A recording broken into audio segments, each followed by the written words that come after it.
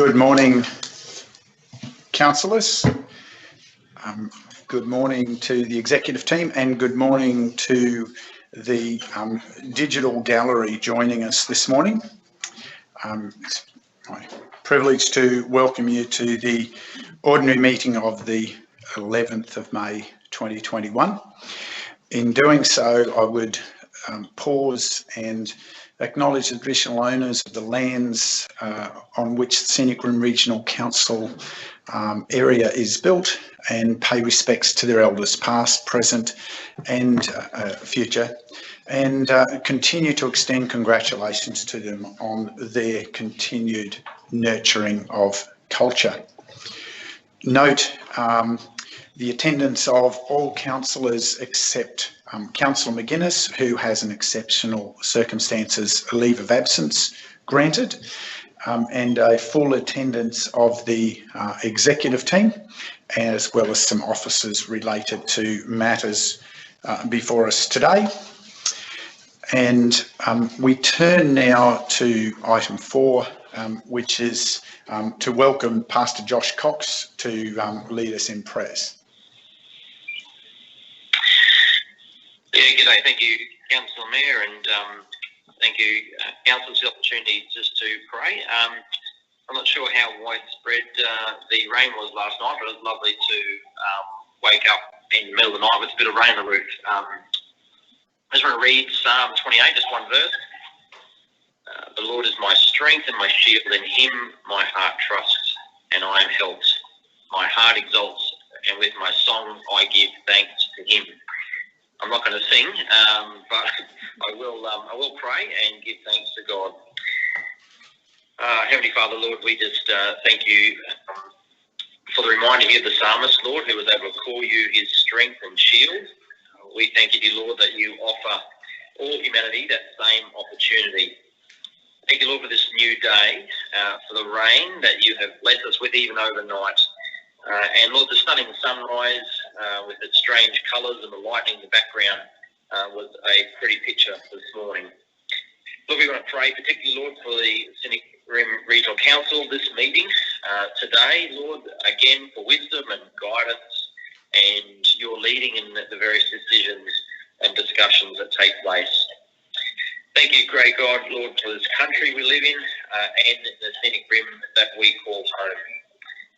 We pray, Lord, these things now in your name. Amen. Thank you, Josh. It is always a privilege to have you share with us.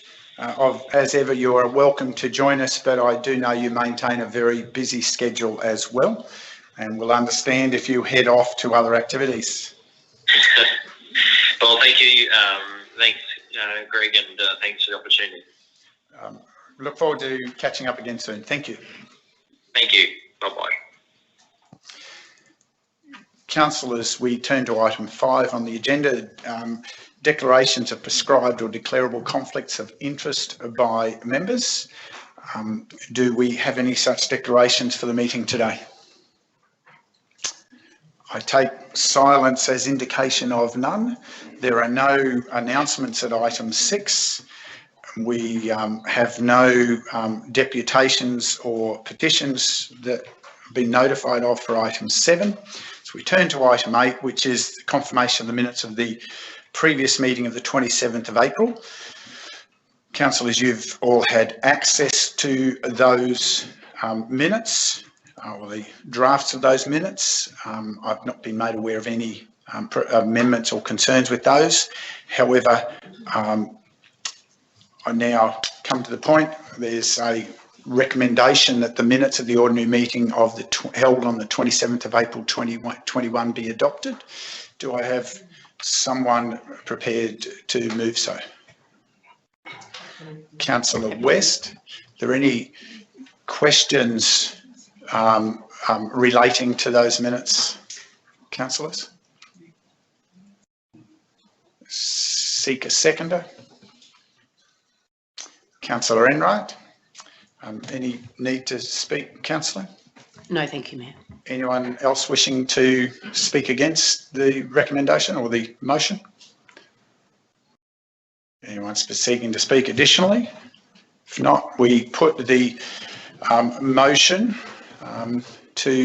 as per the tabling to adopt those minutes. Those in favour? That's carried unanimously. Thank you, councillors. There is no business before the meeting today arising from the previous minutes. So that brings us to item 10 on our agenda, which is the business before us today, and we turn to item 10.1, and I ask the GM of Customer and Regional Prosperity to introduce this item. Thank you. Thank you, Mayor and councillors, executive and everyone listening online. It's my great pleasure today to have two officers with me, Margie Jackson and Deborah Moore, who have been instrumental in driving the Customer Centricity project. Today we're presenting for 10.1 the Scenic Regional Council Customer Experience Strategy 2021 to 2023. This document is one of the major final milestones of the Customer Centricity project that we have been delivering now for some time. And it comes in conjunction with the Refresh and Refocus journey that Council embarked upon in 2019. And the whole premise of where we've landed with the Customer Experience Strategy is our desire to become a more customer-led organisation. And that's not really, it might sound to those listening to be not a surprise of where we should be, but it isn't necessarily the most straightforward and easy outcome for a local government, and actually for any government. When we started on this customer centricity project and this journey to develop a customer experience strategy, it became evident to us that many local governments, both in Australia and in fact probably Australasia, many of them had never actually developed a similar strategy such as this and taken an approach to be truly customer-led. So today, with that central driver of us wanting to bring the customer voice to life and to use it to inform what we've developed in this customer experience strategy, I'm pleased to say that we had many businesses and community organisations and residents provide us unfettered input during this process that has informed the development of this strategy. Our whole desire is to create that positive change for this region and ultimately to put the customer at the heart of everything we do. We have had a few people question us why we would refer to customers. They've also said, you know, our customers don't have any choice. They have to use us because they're a ratepayer, they're in our catchment, and therefore they really can't go anywhere else to choose a product or service. And whilst that might be obvious, really fundamentally, we've determined that our customers, we consider them to be anyone who we provide a service to or anyone that we have dealings with. And that's why we've taken the open approach of speaking directly about anyone having interactions with us as being our customers. So today, it's with great pride that I present this on behalf of the project team, the executive, and the many customer culture champions and the many staff across this organisation who have taken notice of all of the feedback that's been provided by our various groups that we sought input from during the whole customer centricity project journey. And in partnership with having adopted our customer charter in June last year. And for anyone who's interested in the outcomes and the update of the customer centricity project, that document's also available on our website. We were very willing to publish a milestone report so people understood what was driving the change that that we want to see and want to be. So with the good intentions of making sure that we live by the goal of putting the customer at the heart of everything we do, this strategy has now cemented the number of actions that we need to work on in order to deliver on the promises in our customer charter. Our customer charter released in June last year is really only one piece of the puzzle, and a customer experience strategy, whilst it has many statements and actions in it that clearly identifies what we're aiming to do to pivot this organisation to be truly customer-led. This is, whilst it may be one of the ending milestones of the customer centricity project, it's really the beginning of the next part of the journey as we evolve and mature and grow as an organisation to embed these sentiments across our operations. we've come off the back of a reasonably siloed organisation, and this organisation is one that we need to drive forward now to be not siloed and truly customer focused. I'm happy to take any questions, Mayor, and I do want to acknowledge the project team and the hard work that they've done to get to this point. Thank you. Councillors, clarification questions first off to the report. Councillor Enright. Thank you, Mayor, and thank you to the General Manager for Customer and Regional Prosperity for the introduction. Perhaps for the benefit of our listeners, would it be possible to explain the process so far with the engagement with the various sectors of our community and how this was carried out? Thank you for your question, Councillor Enright. So we engaged in a number of ways, and one of the most, there were two really most significant blocks of work that established the customer centricity project. We also used an industry specialist customer frame, an organisation that is driving customer centricity in businesses right across Australia, and it was really very unique for us as a local government, as I said before, to embark on a journey such as this. So we really needed some specialist guidance to do that, and I acknowledge the work that they've done.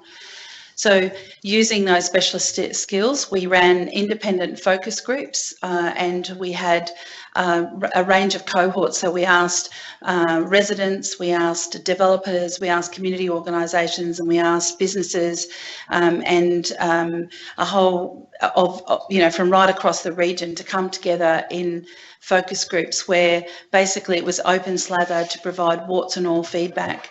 The report that I mentioned earlier that is available online actually speaks to a lot of that feedback that we received, and let me tell you, they did not hold back. And not only did we get some brickbats, we got a lot of bouquets as well. And so it was a very cathartic and very informative unfettered process where people were able to tell us what they really think.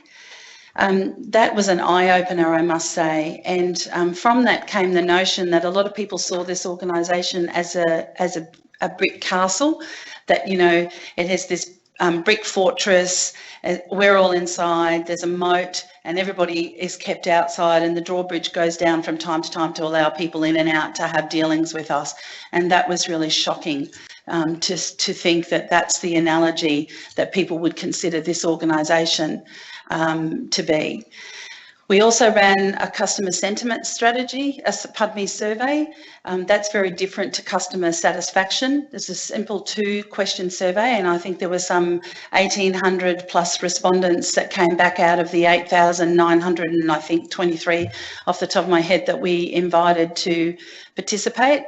So we had a 23% return rate, and depending on how people answered the question, if they answered question 1 in a certain way, they were given subsequent questions, and then the next question asked them to make comments. And once again, people told us in no uncertain terms what they thought of us, and then a whole raft of people thanked us for the great work that this organisation delivers. So that was all gathered, and the results of that information is likewise included in that report that I mentioned earlier.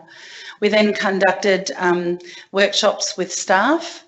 We conducted workshops with the executive team and with councillors, and we've continued to then work through the findings of all of the other processes to bring us to a point of determining what are the strategic themes and actions that we needed to put in place in order to change the way we are as an organisation, change our behaviour, change our actions, change our serviceability of our customers, and to be better at what we do. Thank you very much, GM. Thank you. Are there further points for clarification, councillors? Councillor Swanborough. Yes, Mr. Mayor.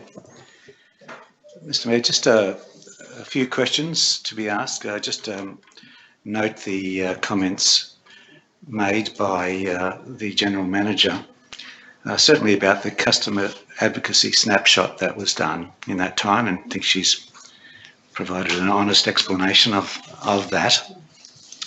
There were 1,897 customers, as said, who participated in that quantitative survey.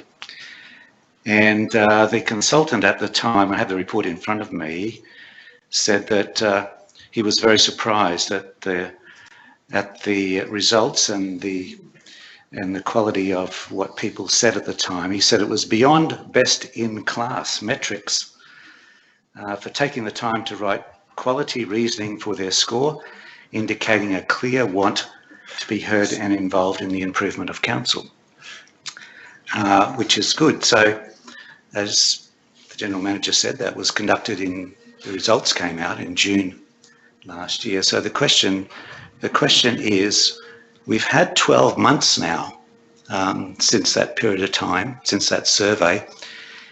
Should this not be considered a benchmark in which we should consider now the improvement that's been occasioned over the last 12 months?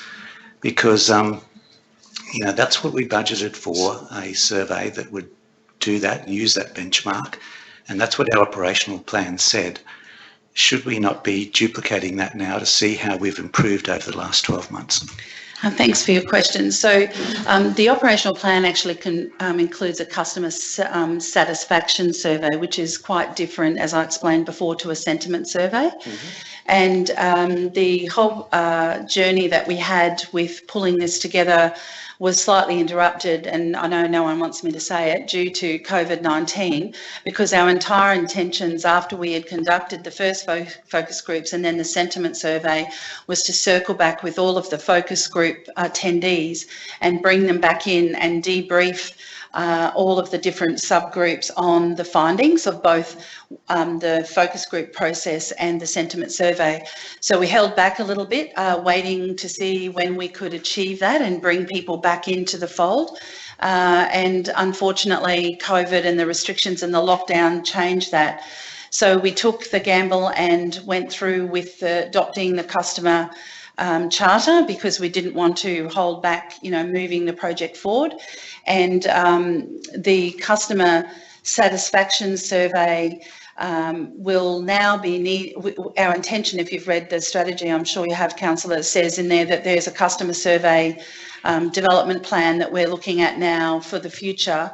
And so the satisfaction survey that we ran initially, we'd like to review that and completely restructure the way we might do that a bit differently to how we have in the past.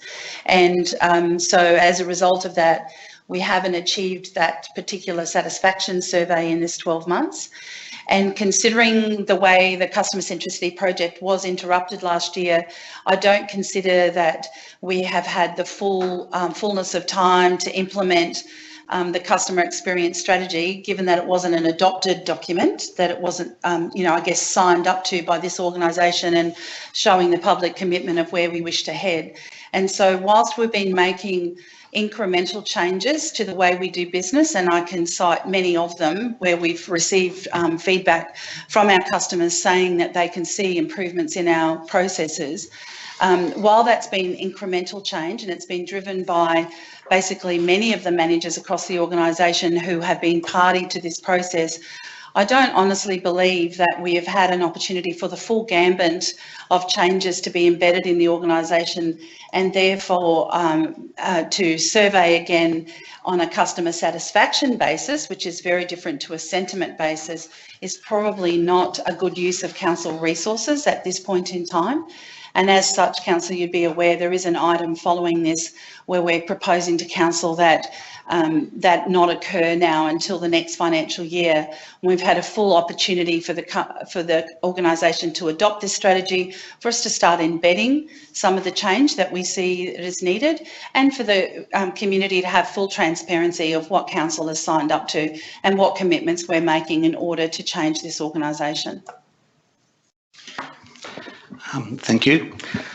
My next question is in relation to the cost of the exercise going forward. And I know the report stipulates it's difficult to quantify the costs going forward, but can we have an indication of the likely costs? I mean, are there going to be new staff involved in this? Are there going to be new computer programs implemented as a result of this?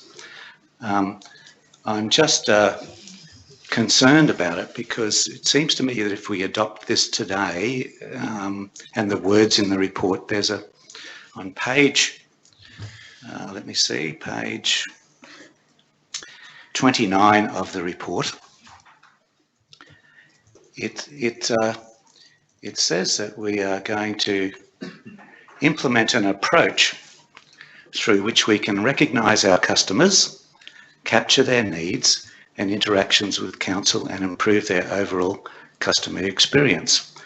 Just what is going to be involved in recognising our customers, capturing their needs and interactions with council in this document? And if we don't know the cost, are we committing ourselves to fund a program which we don't know what the costs are going to be? Thank you, Councillor. So I think, if I recall, we have discussed on many, many occasions, and in fact, I think you yourself have raised with me concerns around the cost, because on that page also talks to the customer relationship management and customer engagement and our customer request system. And people would understand when they've tried to make a request for something with us, it isn't seamless. Every single transaction is not seamless, and we're not proud of that. As you would be aware, the strategy sets an intent and it sets a time frame for which we're going to deliver those. Any items that would need to be brought forward would come through in a normal new initiative budgeting process. Councils would get full and frank information and an opportunity to determine then whether they wish to honour the strategy that they've adopted by undertaking any of the specific projects that officers present. You may recall in recent discussions where there are costs for improvement to any of the technologies, those are presented and discussed with council. We have systems in place. Some are reasonably old. We have systems that almost every local government has, because some early adopters back in the day saw the need for systems to be put in place for local government, and almost every local government have adopted those types of systems. Sadly, not all of those companies have kept up with the needs of local government, with the ever-changing environment of the way in which our customers need to react and interact with us. And so, yes, we've got some clunky systems that need to be upgraded, and for the ease and access for our customers to be able to now interact with us at 8 o'clock at night when the kids are in bed and they want to do a customer request online. That's not possible with us, and that's just not acceptable for us as an organisation. So yes, you're right, there will be some additional costs. No, I can't tell you the total cost of those today, because this is a 3-year strategy, and for what if I was to cost it at this point in time for something that's going to be delivered in 2023, I may not be able to give you a full and open response to that. But I can assure you that any new initiatives will follow the normal process that we have here, and that they would be developed fully and presented to council for further consideration. So this customer experience strategy that we're adopting today talks about the way we want to be a leading local government. Our new normal needs to be about customer focus, and yes, some of these things will have a future cost, and that will be at the discretion of this organisation when future budget deliberations occur. What I can assure you, though, is you already have a whole bunch of foot soldiers on the ground, and we've seen evidence from across this organisation through our customer culture champions just how much our officers want to do business differently in this organisation, and how much they want to embrace the change that this document proposes. And I know that for a fact because I've sat in the room with our staff watching their contributions to trying to shape our new organisation. So we already fund those people every day. So getting up every day, coming here every day and doing business differently is not a cost impost to this organisation, it's an investment in the future of how we need to evolve. So I think you're right, there will be some additional costs. We've never hidden from that, but doing business better and improving year on year is something we need to invest in. So I don't see it as a cost impost. I also see that some of those changes that we make will have cost savings to this organisation over a period of time. We're a very paper-based organisation. We can handle things 6 or 7 or 8 times when improvements in technology means it comes into a system and is allocated to someone and is dealt with. And we can mitigate the double and triple handling and the very paper-based processes that, you know, I'm not proud that we have, but that's just a fact of the evolution of this organisation. Thank you for for the response. Do you have any further questions, Councillor Swanborough? Can we just deal through those, Councillor Enright, if you can hold the thought, or do you think it's really relevant to as a supplementary question? Supplementary question to that, Councillor Swanborough. If I may just ask, and thank you to the GM for that detailed response, but as a subsequent question to Councillor Swanborough's question is, what is the cost to our council and our community if we don't progress with this customer experience strategy? Well, I think our red brick castle will remain... Was that a question to me? Or no, that's a question to the GM. Yeah. It's a supplementary question to the GM. I think the cost, you know, is that our red brick castle will, you know, remain under lock and key and inaccessible. I also think the cost to the organisation's disenchantment of our residents and ratepayers and our customers will not be achieving the level of customer service that I know that we are able to deliver. I know some of the feedback that we've received from developers around the changes that have occurred in our planning and development, in our plumbing, health and building and environment areas. They have spoken to me several times about those changes around us expediting and operating more efficiently in the way we do business in those areas has saved them many, many, many thousands of dollars by being able to get on and deliver projects that they've brought to us for consideration. So I think the cost of doing this is insurmountable. If not doing this is quite insurmountable in terms of delivering on the promises that we make to our community every year. Thank you. Back to you, Councillor Swanborough. Thank you, Mr. Mayor. My next question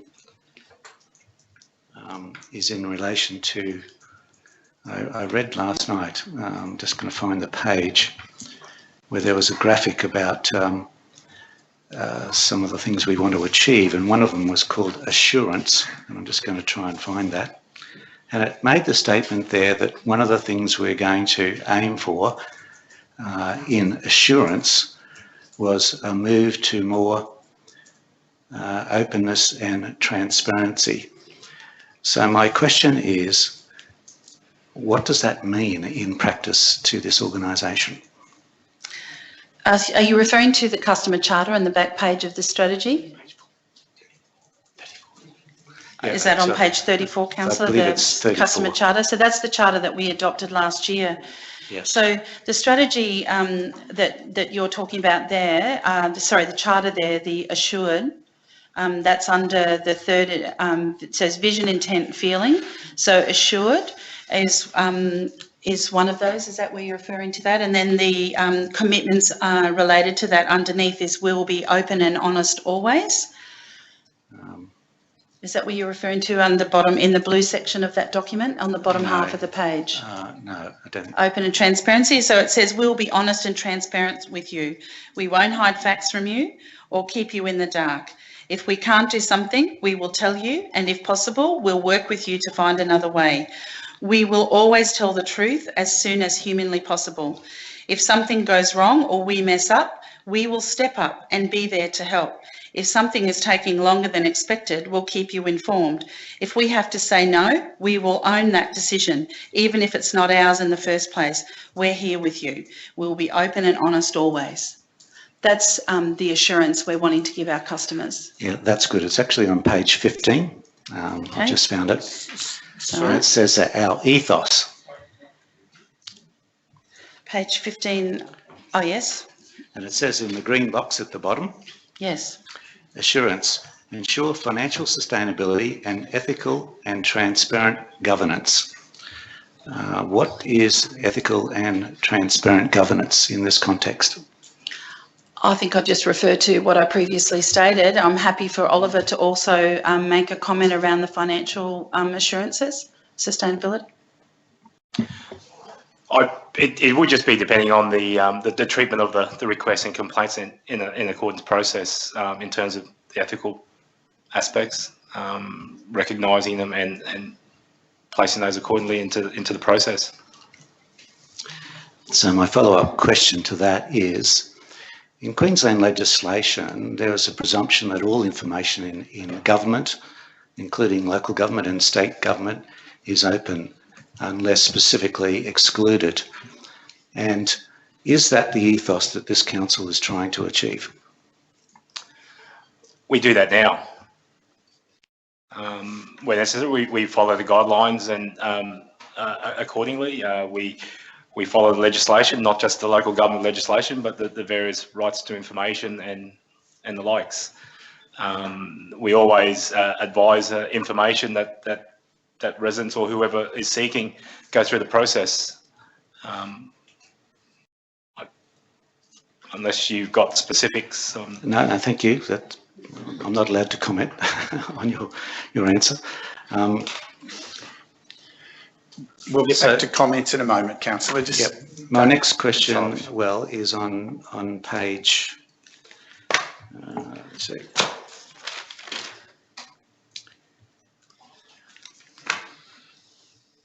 #21.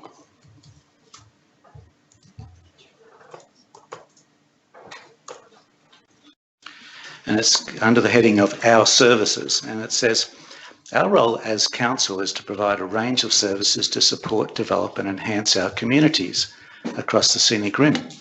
We are expected to preserve a balance between maintaining our beautiful environment, our historical heritage and meeting the needs of a diverse population that is both growing and ageing.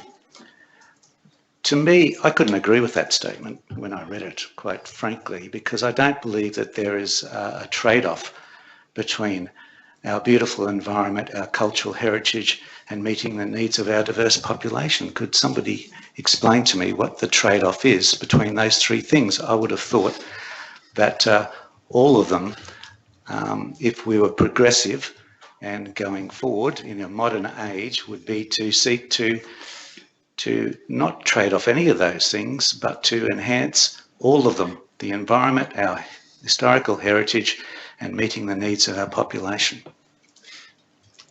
Well, I wouldn't have said it was a trade-off, Councillor. Yeah. It's a shame, actually. I did release this document to give councillors an early opportunity to provide feedback. If you had mentioned that to me in that process, I could have adjusted that sentence perhaps. But that aside, I don't believe this is talking about trade-off. This is talking about our roles and responsibility of being a responsible government body. And you know that there is a push-pull between our beautiful environment and wanting to not homogenise our areas and keep our historical places sacred.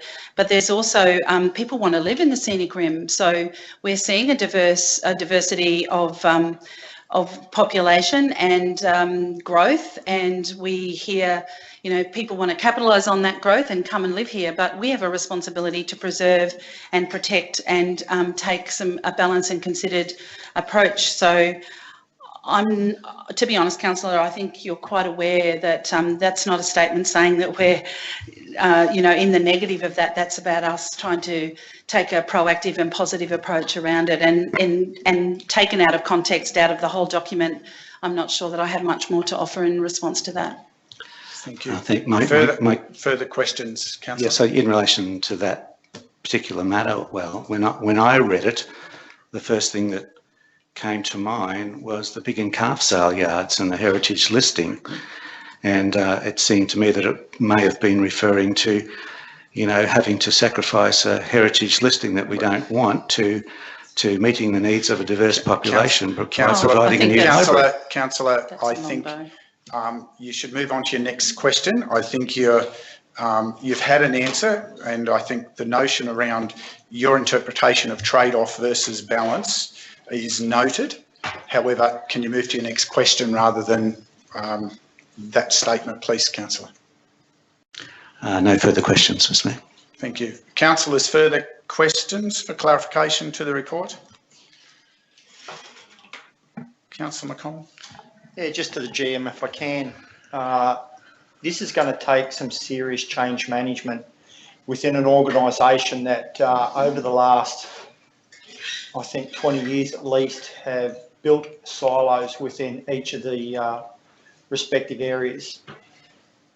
How are you going to break down those silos to be able to achieve this strategy?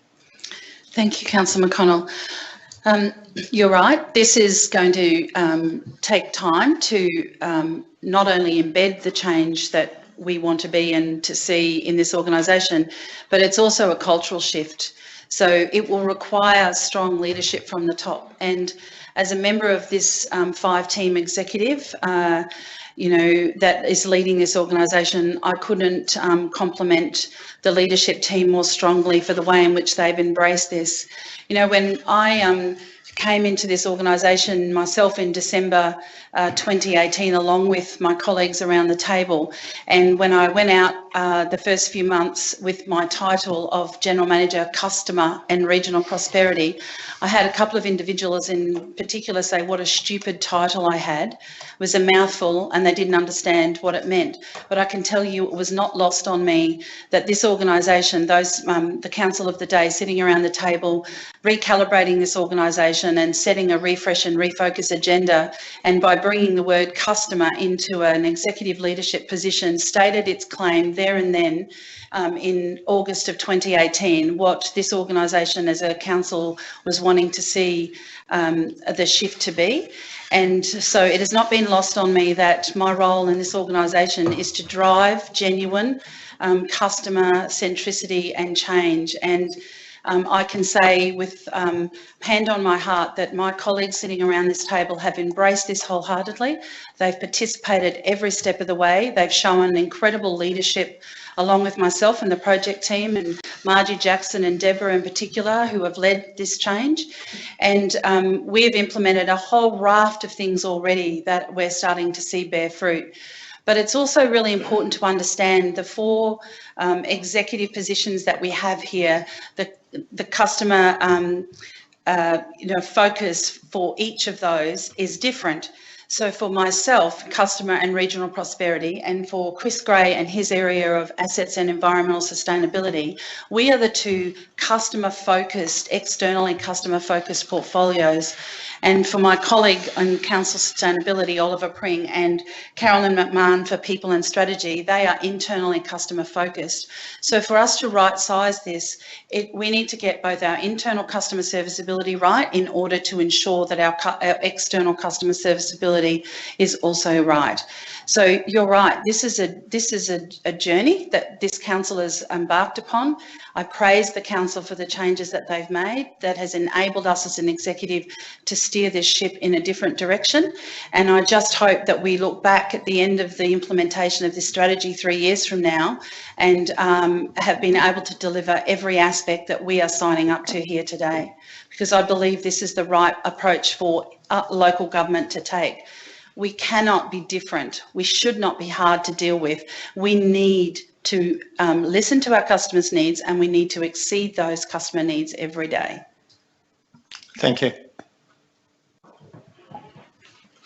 Thank you. Further questions? Councillor Chalk, Councillor Swan, could you just switch your microphone off, please? Can I just please ask, in the budget section, there is, sorry, too loud. It refers to officer time involved in this. Can I get an indication of the officer time was put into this? A bit more of a narrow dollar figure that, or time figure that has gone into preparing this? Thanks for your question, Councillor Chalk. I'm off the top of my head, I won't be able to answer that today. I would need to do some calculations with the project team to try and ascertain that. There's been no additional hours. It's been done within people's normal work times, but I just wouldn't be able to. I'd have to think about that and go back to the workshops that we've held with staff and to try and cost that.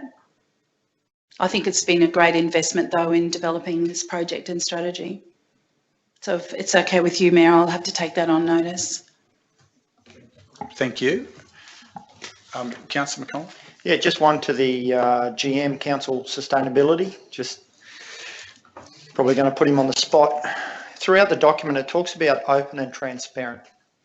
Now, reading a lot of media and social media, there's some that seem to believe that open and transparent equates to unfettered access to council.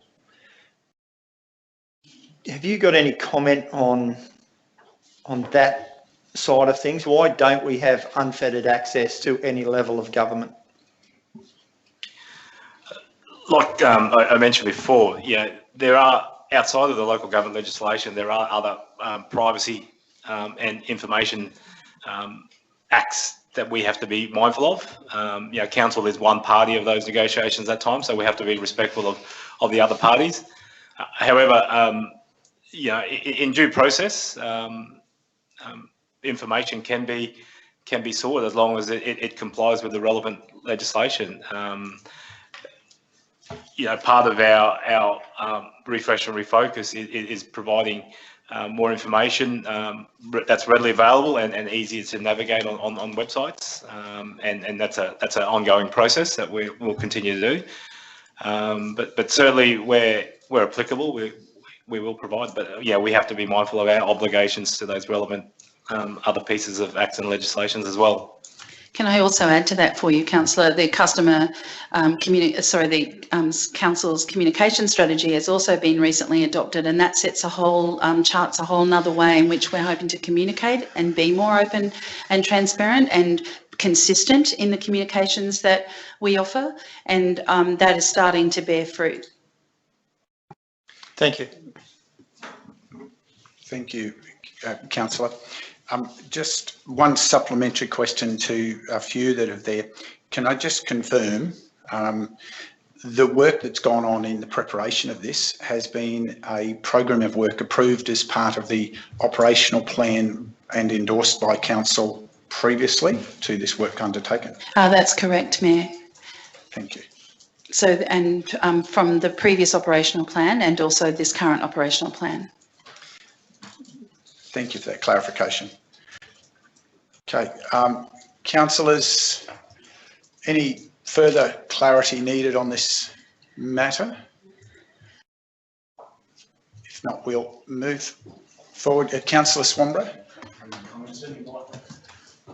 Are we allowed to make any comments? If you have commentary that can add to the content at this point in time. Yes, it just follows on from probably what Councillor McConnell was talking about. I can remember in the history of this council and the previous council that the owner of the Ford dealership in Beaudesert, who was a councillor, Ron Hales, implemented the first customer service strategy in this organisation over 20 years ago. And there was a major fanfare in the community centre, and a strategy was developed, and it was led through the organisation. It was about cultural change. It pretty well mirrors exactly what we're looking at here today. And in relation to silos, that was a problem back then, and it's still a problem today. And it's one of those things which we need to work very hard on. And I can remember spending a lot of time working on that with this organisation to correct it. We had Griffith University involved, so there were processes involved and money spent on customer service. It's always been a priority for the organisation. I don't know what's happened in the last 8 years that's changed that, and it needs such a big reset, but perhaps something's happened. But I can assure everybody that what we're looking at today is really customer service 101. It should be embedded into all of us. If it's not, it's good to have it written down, and so people can refer to it and benchmark against it going forward. Councillor, you're moving out of adding value into positioning for a vote, so just be cautious. I'm just trying to make a comment, Mr Mayor. I'm just saying that I support the fact that the my words point, put it out. Councillor, that's my exact point, Yeah. that you're commenting the wrong point in the wrong place. I don't support the resolution, I support So, the customer Councillor, service. we should move on now, Councillor. You're just reaching a grey area. That was, I'm trying to clarify. Any other additional comments that add to the content of what's there as opposed to expressing opinions around what's there is probably the point of comments at this time. If not, we have a recommendation that's got a number of parts to it that I would ask the General Manager to introduce for us. Thank you, Mayor and Councillors. There are a number of parts and I appreciate your indulgence. The recommendation today is that 1, Council acknowledge as part of the Refresh and Refocus journey, the Customer Centricity Project, which was initiated to help develop Council as a contemporary organisation where our customers are at the heart of everything we do. That 2, Council adopt the final milestone of the Customer Centricity Project, the Scenic Regional Council Customer Experience Strategy 2021 to 23 and publish to 2023 and publish it on Council's website. That 3, Council delegate authority to the Chief Executive Officer the power to make any minor grammatical and formatting changes to the Scenic Regional Council Customer Experience Strategy 2021 to 2023 if required, after its adoption and prior to publishing the document for public access. And the 4, that Council acknowledge and thank the many residents, businesses and community organisations who have actively participated in the Customer Centricity Project, internal and external focus groups and responded to the Customer Advocacy Survey, and for their contributions which have resulted in the development of Council's Customer Charter and the Scenic Regional Council Customer Experience Strategy 2021 to 2023. And that 5, Council acknowledge and thank Industry Specialist Customer Frame, the Executive Leadership Team, Customer Centricity Project Team, the Customer Centricity Steering Committee and the Customer Culture Champions for their determination and commitment in the delivery of the Customer Centricity Project, Customer Charter and the Scenic Regional Council Customer Experience Strategy 2021 to 2023. Well done, thank you. It's a comprehensive set of recommendations. Councillor, they're on the table. I seek a mover in the first instance. Councillor Enright. Any additional questions to this matter? Mr Mayor, just in relation to recommendation number 3, I always get uncomfortable when we delegate to the CEO to make changes to a report that we've adopted by Council. It says that the Council authorise the Chief Executive Officer the power to make minor grammatical and formatting changes to the Scenic Regional Council Customer Experience Strategy, if required, after the adoption and prior to publishing the document for public access. I would hope that that's strictly interpreted, Mr Mayor. Sorry, Councillor, it's worded very specifically. Are you proposing an amendment? Or are you asking for further clarity to the wording? I'm trying to understand. I note your comment, but is there an additional question to it? Well, or are you proposing an amendment? Well, I'll have a go. I'll move that item 3 be removed from the recommendation. Sorry, it's now it's had a first mover. We haven't moved to a second seconder at the moment. So we're at the point where we're asking questions. We weren't seeking an amendment, but we've now note once we've got to a seconder, we might have to consider an amendment. Okay. But I'll exercise the discretion to interpret part of what was said as a question and give a chance to respond. Thank you, Mayor and Councillors. This is a reasonably consistent inclusion in recent recommendations, and partly why we have done that is because occasionally fresh set of eyes find a grammatical mistake, or the way in which the document has presented, there's something that the councillor at the table during the discussion might ask for a change, and it's merely just giving us the ability to fix any of those errors. It's been used recently in relation to other strategies, I believe. So it's not gross. It won't be materially changing the content of the document. Thank you. So are there any other questions around this matter? Councillor Chalk? I've seen this before a few times. It's normally grammatical changes. I'm not sure about the word formatting changes. Is that the, is that the difference? So you're seeking further clarity, what Yeah, formatting, just a what clarity, what grammatical, so grammatical and formatting, we might need some. So grammatical are written errors, Yep. and formatting might be that you say, we really don't like the front cover, which would be a shame because there's a very cute young man on there, or that, you know, there's a misrepresentation of some of the pictures, or something is a bit sideways. And I can say that the CEO actually did pick up a formatting error when just prior to publishing this agenda. So that's really just being pedantic, I suppose. So if I put that into more practical, formatting is everything from that font doesn't stand out properly on that background. That's the sort of thing. It doesn't change the content. I think the important thing, grammatical and formatting do not change content or intent. Is that the concern, Councillor? Does that help clarity for your question, Councillor Chaw? Yeah, yes, it does. Thanks. Thank you. Okay. Any further discussion at that point? Otherwise, we'll move to a seconder.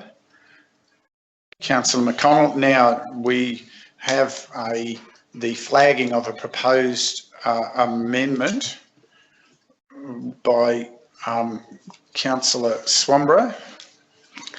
Yes, Mr Mayor, I'd like to move that recommendation 3 be deleted from the recommendation.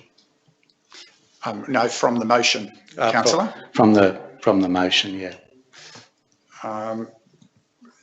Do we have a seconder for that amendment? Okay. I'll second it just so we can go through the procedure. Thank you, Councillor McConnell, seconded by Councillor McConnell. Do you wish to speak to your amendment, Councillor? Yes, Mr Mayor. Mr Mayor, we adopt so many reports here around this table that, you know, if we start going down this particular path, which I've not seen before, my experience in local government where we do this every time we adopt a strategy or a report, then it leaves open the situation where councillors, unless they're forever reading the fine print in a document, don't know if it's exactly as the minutes are when it's been reproduced. And grammatical changes and single word changes, you could change a word from shall to will, or maybe to could. There's a whole lot of just a change of one word in a document that we've passed around this table, you know, can inadvertently change the meaning, and councillors would probably never have it picked up. The alternative is that if this isn't passed, I'll be moving another amendment, you know, that councillors be advised of any changes so done. Whether it be internally, I don't mind, but I need the process that lets us know what those changes are every time that they are done. Anyone wishing to speak against? I will speak against. I'll speak against. I think the proposed amendment shows a lack of understanding about what grammatical and formatting changes actually mean. Minor grammatical and formatting changes are quite clearly very restrictive and have specific definitions within the understanding of the English language, and they don't extend to creating changes, putting changes in place that change the intent or the meaning of what is said. They're actually corrections to things that are errors of reading, and unfortunately we experience from time to time, and I think all bar the last annual report, after publishing, we found further grammatical errors where a word was omitted, which made the reading uncomfortable and clunky. Didn't change the intent, but it didn't make it work properly for sentence construction. Those are examples of grammatical corrections. To remove multiple tos or multiple the statements is commonly an example of grammatical correction. And formatting we've already discussed, which is around font style, positioning of pictures, the relevant balance of pages. Those are very common matters. They are very minor. So removing that capacity really creates a very strong inefficiency. And also, I believe there is very clear evidence of genuine intent from the officers to have been robust in bringing this forward and to have had it available for a long period of time for councillor consideration as well. So I speak against the amendment. Anyone else wishing to speak for? Councillor McConnell? I was actually going to move a motion as well, but it was Derek's second one where Sorry, the councillors... Councillor, we can't go into that. If you want to speak to the amendment that's on the table at the moment for it, or would you wish to speak additionally not for it? No, I'll wait. Thank you. Sorry, I just have to hold the process in that point, sorry. Any further wishing to speak for the amendment? Anyone wishing to speak additionally to the amendment? Prior to, we hand back to the council otherwise. Okay, back to you, Councillor Swanborough. Mr Mayor, when we make decisions around this particular table, there is an expectation that, you know, there is certainty in what we do, and there is an expectation that when it gets to this level, it's gone through multiple hands through our officers, and it is correct. We cannot have a situation where we have a fudge factor in here and we want to change things after we've approved them, because to me that's unworkable and legally it's dangerous. I understand, you know, formatting and grammatical changes, but it says the Chief Executive Officer has the power to make minor grammatical and formatting changes. In the event of a dispute, I can just see it in my mind now. You know, why was that word changed?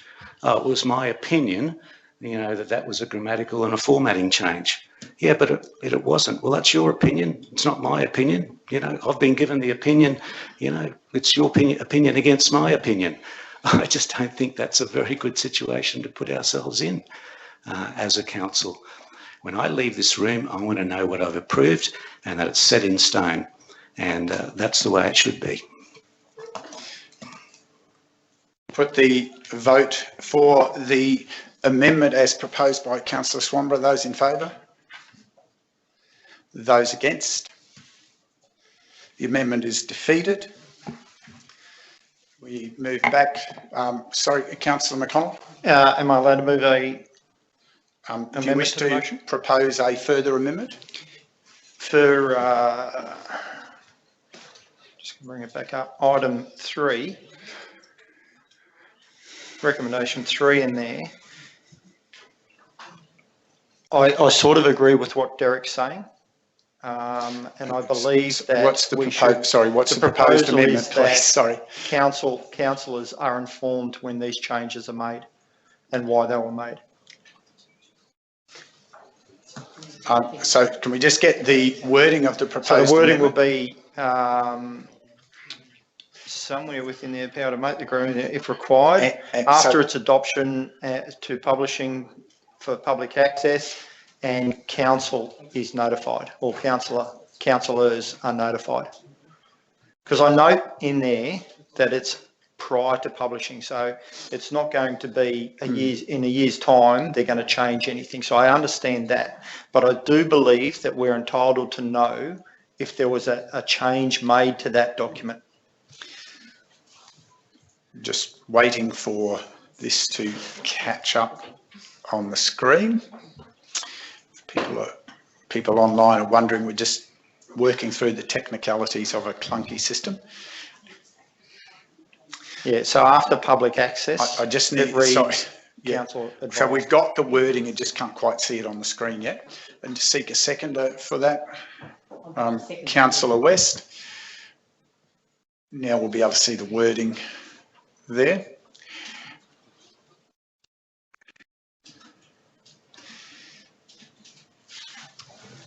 So for the benefit of those not in the room, that paragraph 3 of the motion would be amended to have the extension on the end and councillors are notified. is there, just to assist the conversation, are there Can I any- add prior to change? So you can't do it and then let us know it's been done? Sorry, can't be prior to change, councillor, that's illogical. You mean prior to publication? Publication, sorry. Are you comfortable with it? You've seconded that with that addition? Thank you. Righto, I'll let that technicality flow. Is there any technical advice that officers can offer to assist inform the thinking on this conversation without notice? Thank you, Mr. Mayor, for the opportunity. Look, while I understand the motivation and the intent of the councillors, one of the things that's going through my mind as someone who has worked with graphic designers in formatting documents, those formatting matters may be as simple as shifting a table slightly to the left, or centering a font within a table, or adjusting margins so that the content fits on the page appropriately. What is going through my mind at the moment is the requirement for a graphic designer to maintain a list of all those changes, and often they might shift the table and it doesn't work, so they shift it back, and you know, it's playing with that content. I cannot imagine the complexity of having to maintain a list of formatting changes to send through to council, just from a technical perspective. Just as a reply to that, wouldn't someone have sent that already to the graphic designer? Sorry, councillors, we're just that's a question for further clarification to the process that's been undertaken. I thank you, Caroline, for your contribution. I respect the request that councillors ask, and I'll give you an undertaking to do exactly what you have outlined in this. This is an important document. I feel very confident it is 99.999 recurring percent complete, but this was just one cover-all just in case something came up and we could respectfully change the document. So I'm very happy, Mayor, to meet the request that councillor has added to this. Should this amendment be approved? Should this be adopted? Okay, now, councillor, we have a move or a seconder. Do you wish to speak to your amendment now that we've had that clarification? Yes, I think this it's important, as with Councillor Sprongbarrow brought up, that we endorse the strategy, and it's important that changes made are brought back to the councillor so that we know. So I'm not saying that right this very minute that a document will be changed with intent, but in future years we don't know. So I think it's important that this recommendation could probably go across most of the strategies that we have, and I think it's a great inclusion to recommendations. Anyone wishing to speak against the proposed amendment?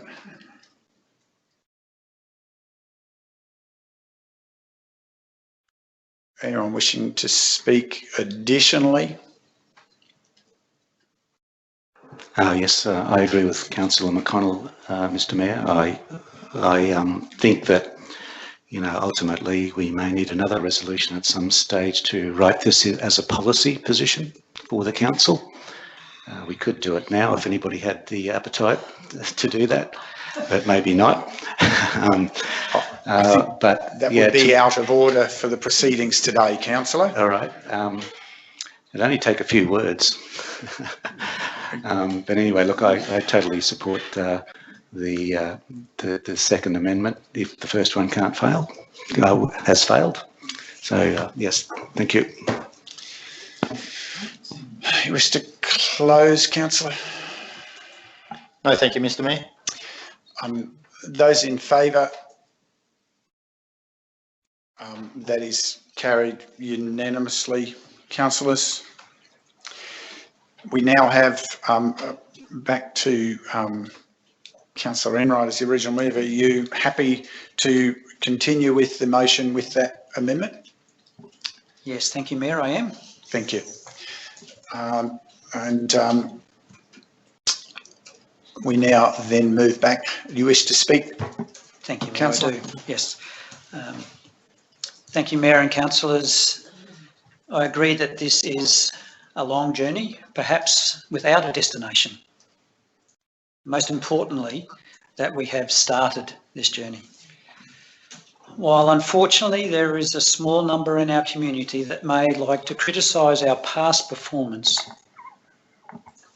I believe that the majority of our community recognise that overall our council provides a good job for our community. The important thing here is that we recognise that we can improve in our delivery of service to our customers and that we have started this journey of improvement. Thank you. Thank you. Councillor, anyone wishing to speak against the motion? Anyone wishing to speak additionally to the motion? Councillor Swanborough. Thank you. Thank you, Mr. Mayor. Mr. Mayor, in the 2019 Advocacy Snapshot, the overall Scenic Regional Council scored a net advocacy of -22%, which indicated a larger proportion of negative sentiment exists for the organisation than positive. So we have a way to go.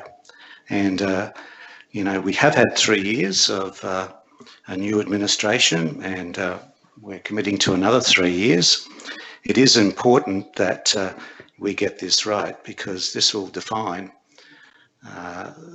the council administration going forward, and if we don't get this right, it's going to also reflect at the ballot box for each of the councillors sitting around this room, is normally the process. So we all have a big stake in this particular issue, and we all are invested in getting it right. So I think that we have to be diligent. I think that what's written in this document does indicate a process, but I would warn, probably in supporting this document, that it's okay to crow about and wave the flag about a lot of inputs. But at the end of the day, I'm only interested in the outputs. And the outputs is what is achieved and when it's achieved. And I think we should all be, involved in that and support the fact that we need to constantly measure through this process how we are going and get feedback.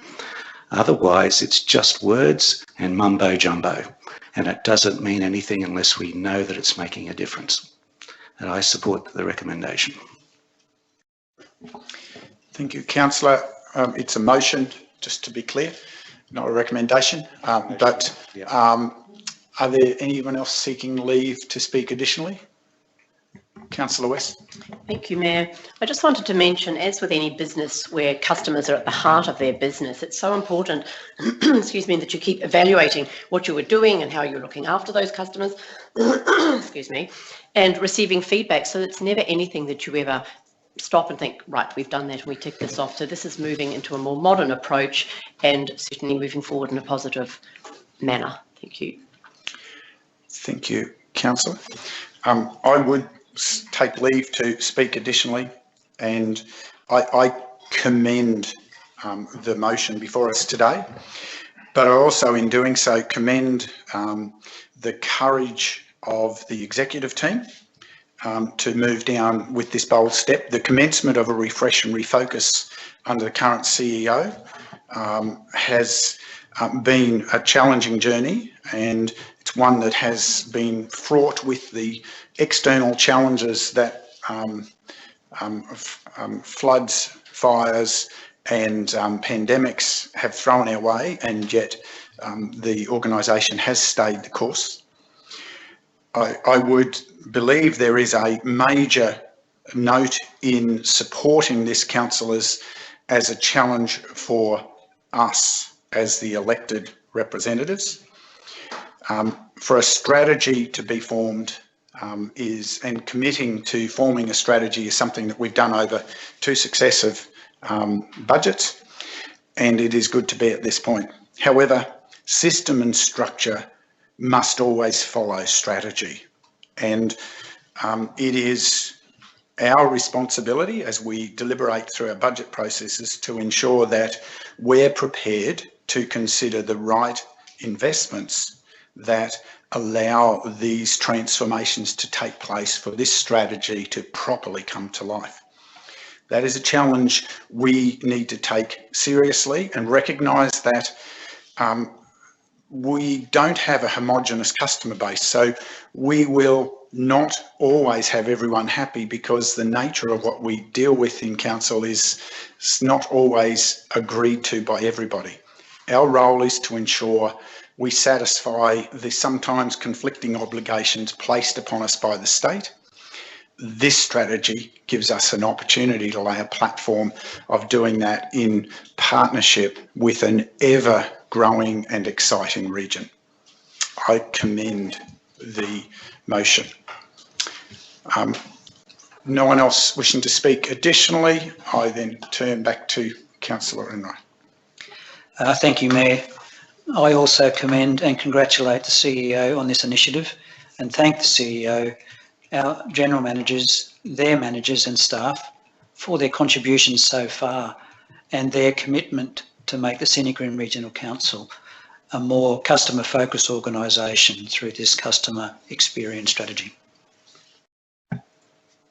Thank you, Councillor. I therefore put the motion in its multiple parts. Those in favour? That is carried unanimously. Thank you, councillors, and again, congratulations on a diligent effort to the officers who have had carriage of this very faithfully and persistently, and likewise to the CEO and his team. We move to item 10.2 now, and we seek your input, GM. Thank you, Mayor and Councillors. Item 10.2 is closely aligned with item 10.1, and this is discussing the customer satisfaction survey, which was actually mentioned in the previous debate. The customer satisfaction action is contained, as I said earlier, in the I think that note there in the report is back to front. It should probably say 2019-2020. Actually, I think that's a typo, 2020-2021 operational plan, pardon me. As was mentioned earlier, in the newly adopted customer experience strategy, it discusses the need for us to recalibrate and develop a new customer survey program. It's aimed in the document to be finalised in the first quarter of 21-22, and thereafter it would be our intention to then deliver the customer survey that was discussed earlier. So this document is really for transparency and for completeness, in that what we are acknowledging here today is that officers will not be able to achieve the action that is outlined for a customer satisfaction survey to be conducted in the current operational plan, and therefore we're asking that it be deferred to enable the development of the new customer survey program. Once it's finalised, then we will reinstate the customer satisfaction survey and deliver that thereafter.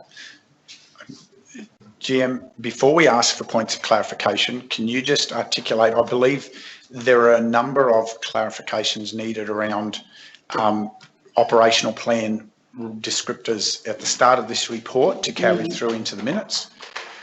Could you just itemise those for us? I believe in that first paragraph of the executive summary, that should be, that should be the 2020-21? Yes, that's correct. Operational plan? That's correct. We'll note these somewhere for correction into the final report. Now, I believe... And in the second paragraph, Mayor? And in the second paragraph. And what about in consider also then in the wording and clarity of part 1 of the recommendation? Yes, Mayor, I'd like that updated as well. It's 2020-2021. In the first sentence there. So I just think those grammatical pieces. So I apologise for need to bring that back to accuracy. Thank you.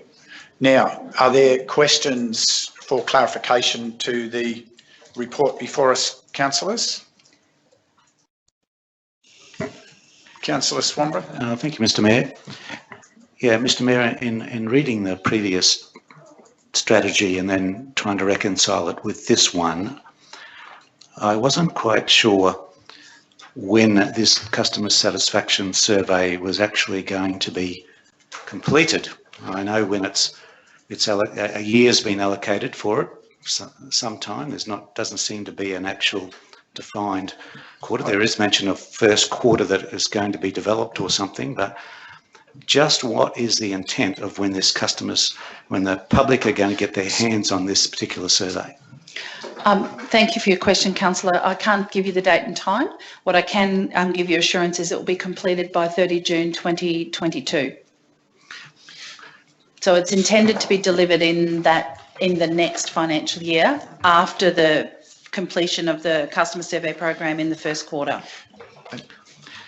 For further clarity to that comment, just as a supplementary, when you say completed by then, does that indicate there are multiple facets that will take a period of time? Yes. Or, Yes, so the development will be done in the first quarter, we'll release it, and then the responses will be received, then the analysis of the data will be done, and then it'll be presented.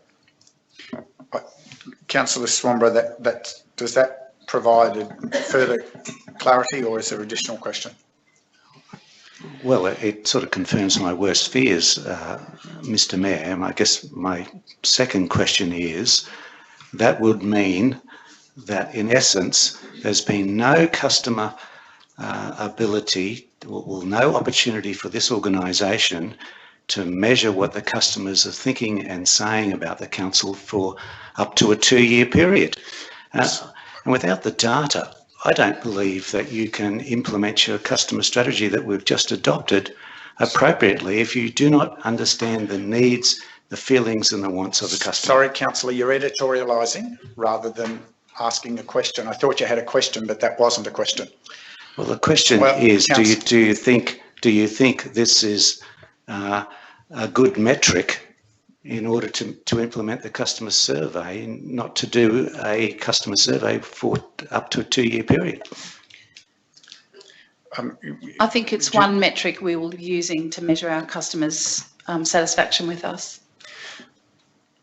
So for just to further clarify, when you provided the response before, was it an accurate understanding of what you said, that when you're saying it'll be completed by June 2022, you are referring to the completion of the cycle of the survey plus the analysis plus the feedback and conversion to whatever is a required action plan? Correct. And what I don't have on me today, Mayor, is an exact science of the date and time where we would release the survey, which could be October, it could be November, it could be December of 2021. Without having had a prior discussion with my officers on that, I'm not able to provide that input. But we are aiming to action that as quickly as practical after the development of the new program is completed in the first quarter. Thank you for that supplementary clarification. Further questions, please? No, my question is the General Manager aware that the LGAQ used to have a survey that was available to all councils in Queensland, which was developed as a benchmark survey to be done annually by all councils, which went across all functions of council and actually was able then to give a metric as to how the public felt about all of the services that are provided by councils, and then that was benchmarked against councils of equal size, etc. Do you know if that is still going or not? I am aware of it having been conducted, but I'm not aware of it being conducted in recent times. Thank you for that clarification. Any other questions, councillors, for clarification to the report before us? Councillor Swanborough again. My question is, why does it need to take so long to develop such a survey? Because we're aiming to be thorough And if you look at the size of the operational plan and the agenda that this council is dealing with at the moment, as stated earlier, these actions are being embedded into our current workforce. So our intention is to be realistic when we bring things to this forward. So we've got a huge workload across the organisation, and we aim to be realistic in when we believe we can achieve this. My supplementary question to that is it then not the case that it's going to take 3 years before this council gets any benchmark survey that will give us an indication of what our external customers are thinking about the council? You won't do the new survey until the end of 22. Point of order, That's not what I Councillor, said, that wasn't Councillor. what was said. You have blatantly misinterpreted what was clarified. I'll try and recode it. I've asked it twice to clarify from the GM, and the GM made it clear that the survey would be released before, the aim was to have that released before the end of this calendar year, in the commencement of the next financial year, so that the results could be reviewed and collated and back for council consideration before the end of the financial year. So the access to the survey is a point in a multi-step process for it to come back to us. With respect, Mr. Mayor, my question was about a benchmark. I mean, the first survey will give a result, but it's only the second survey that's undertaking which will compare it to a benchmark, because there is no first survey. And so I'm saying that if we're going to properly benchmark how we're improving, the first survey creates the benchmark, the second one compares it to the benchmark. And that was the point that I was making. Sorry, Councillor, and you should have been asking a question rather than making a point, but I've given you latitude on that. We all understand how benchmarking processes happen. You've had the clarification about the disruption. It seems like a memory lapse for many people that COVID-19 year was quite disruptive to the ability to carry things forward. You've heard that explanation in the prior matter, and you've had the clarification of what's intended to happen and why this matter is before us as a recommendation, a report and a recommendation today for consideration. So are there any other questions, councillors, for clarity to this report? Yes, just one to the GM if I could. The survey that we did with the 1,800 people, would not we benchmark against that? Wouldn't that be our first, when we build this and we have it back, would we not use that as our benchmark? They're slightly different focuses, sentiment versus satisfaction, but definitely, and I think the report that Councillor Swanborough was referencing in the last matter that's available online shows a great deal of data that we would be able to use to measure ourselves against once we conduct the next survey. It was very clear in that what people think and feel about us and what people are looking for. So I would assume that that collated with previous data that we hold would build the picture to then, when we conduct the new survey, for us to do some comparisons about how we have travelled from that initial surveying to where we would be after the customer satisfaction survey is conducted. Okay, thank you. Thank you. Councillors, if there are no more points of clarification, I ask you, GM, to introduce your recommendation, please. The recommendation is that 1, Council acknowledge the customer satisfaction survey action contained in the 2020-2021 operational plan is being deferred, and 2, that Council note the Scenic Room Regional Council Customer Experience Strategy 2021 to 2023 includes development of a new customer survey program. Once finalised in Q1 of the 2021-2022 financial year, a customer survey will be conducted. Mayor, if it assists, I'd be happy to add by June 30, 2022, if that adds the clarity that was sought earlier. Thank you for that recommendation, GM. I seek a mover.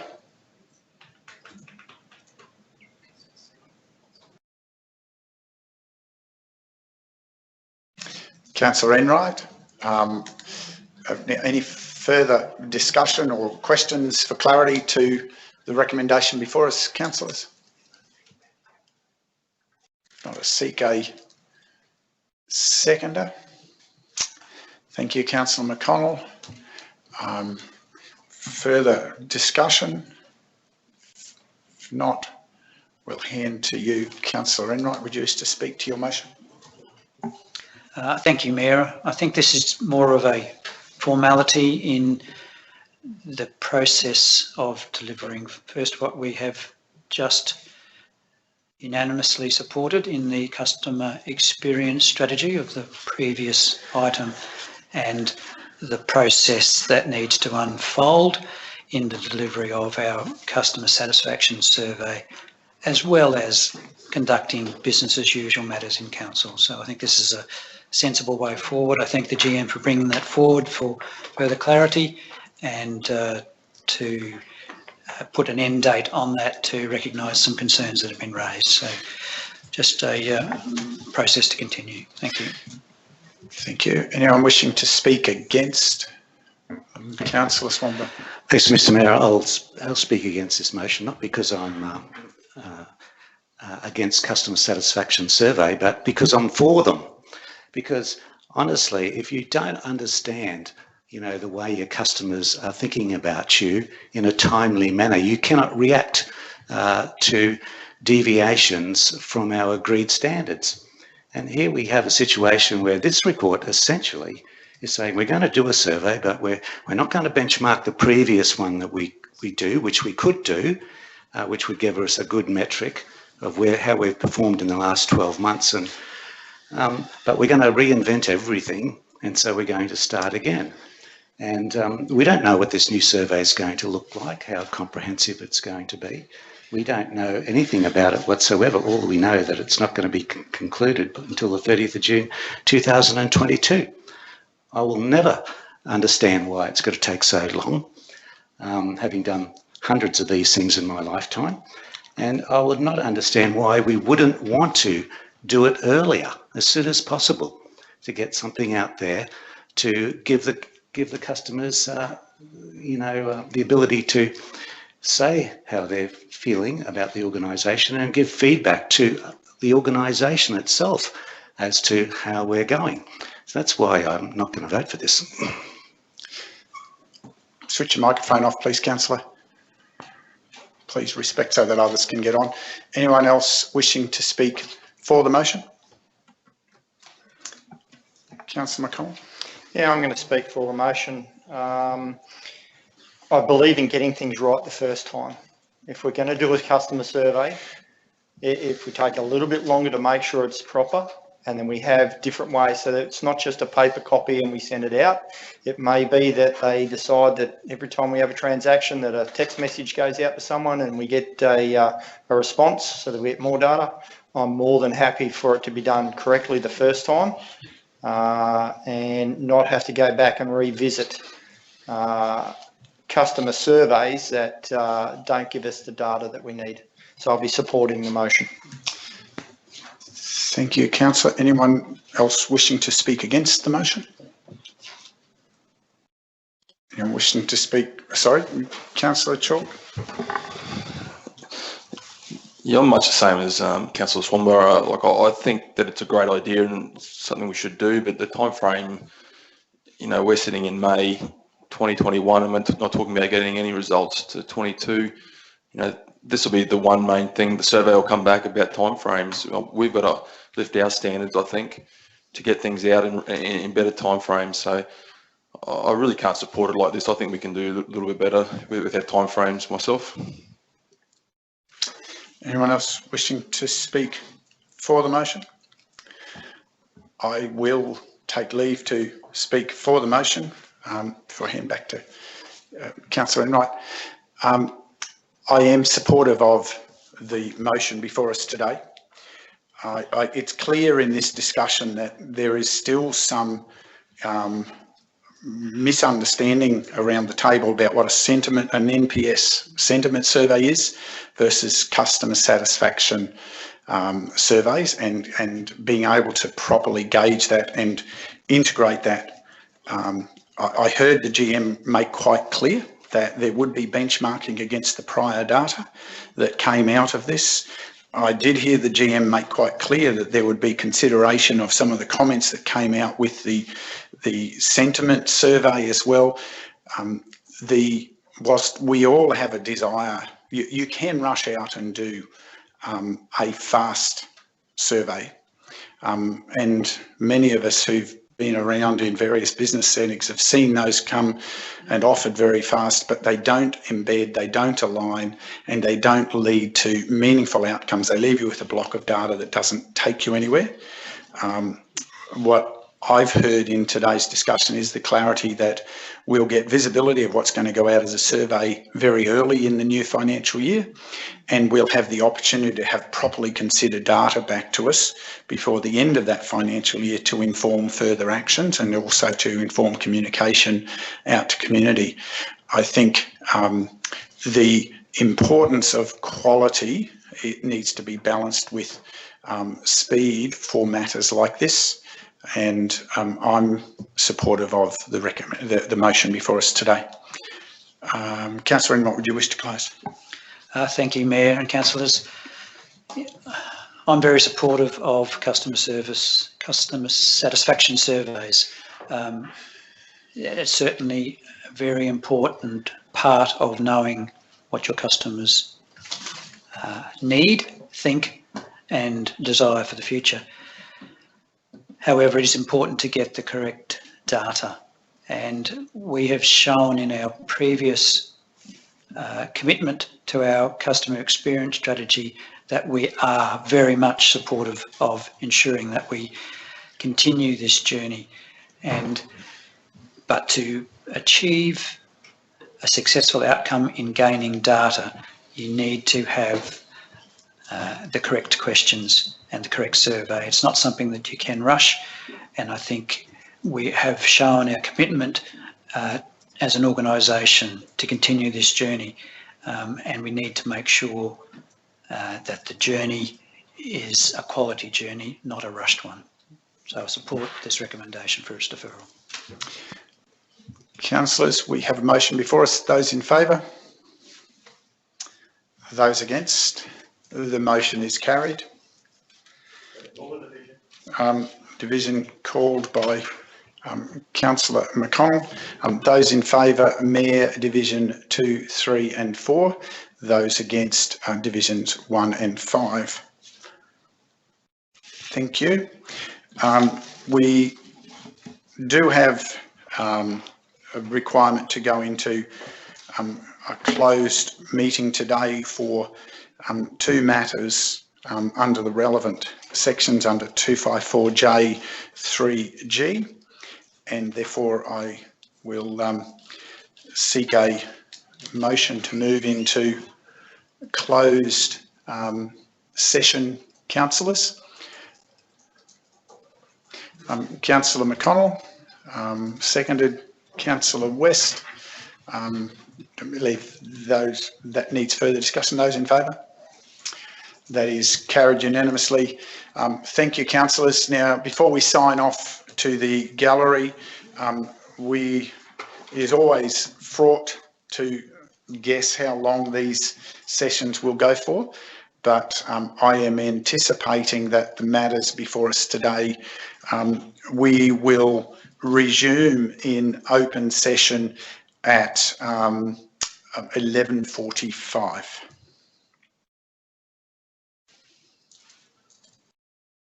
Thank you to the gallery, and we'll be back with you forthwith.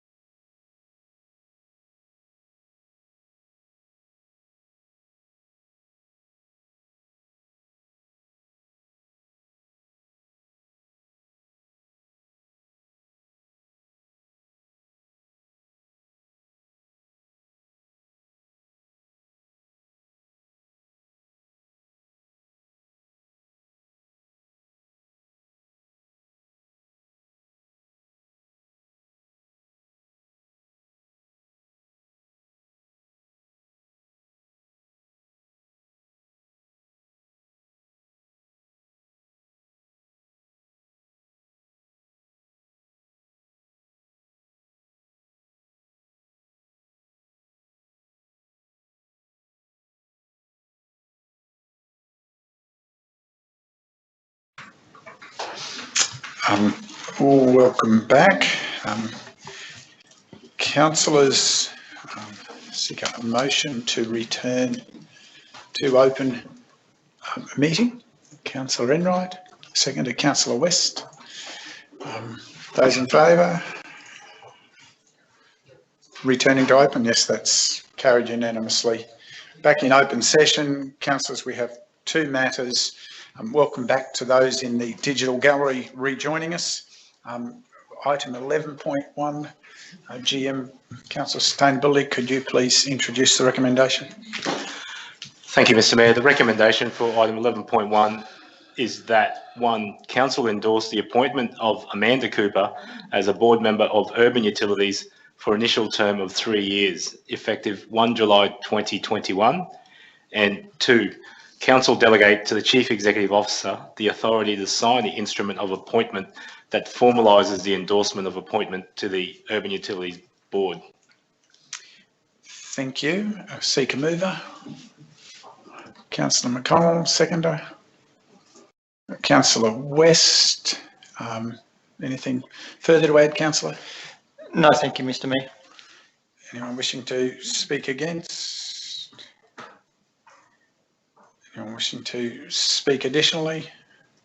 If not, we put the motion. Those in favour? That's carried unanimously. We move to item 11.2. GM, would you please introduce? Thank you, Mayor. Thank you, Mayor. My recommendation is that council resolve to engage the following additional suppliers under section 235 of the Local Government Regulation 2012 during the 2020-2021 financial year. Supplier Josh Lopez for the coordination and delivery of a Decade of Delicious at Rosewood event for Eat Local Week 2021, the 10th anniversary celebratory event under exception 235A, expiry 30 June 2021. Crystal Lopez, design and event theming, including staffing and inventory matters related to a Decade of Delicious Decade of Delicious at Rosewood Estate, Eat Local Week 2021 10th anniversary celebratory event, exception 235, expiry 30 June 2021. And supplier Rick Price Management, provision of entertainment, provision of entertainment, exception 235A, expiry 30 June 2021. Councillor Seeker mover. Just before then, Yep. I think the GM did miss out on the first one, 235A. I think she only stated 235. Point noted, point clarified that each of those exceptions refers to 235A as per what's on our screen. Yeah. And Mayor, could I just confirm the wording that the GM used? I think on that first one may have referred to Rosewood event as opposed to Rosewood estate. Well done, Noted. Councillor. I was just seeing if you're listening. Thank you. Did note that. Could have materiality, but yes. Thank you. Now, seek a mover, noting those clarifications. Councillor Enright. Any further clarification required? Questions? If not, a seconder. Councillor West, wishing to speak further, Councillor.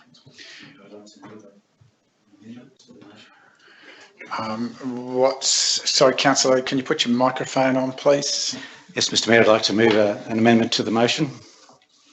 And well, let's hear your amendment, Councillor. It would have been nice to have had notice. I know it's procedural sort of thing. In accordance with section 22.6.3 of the standing orders, that council resolved to release the report after the appointment is made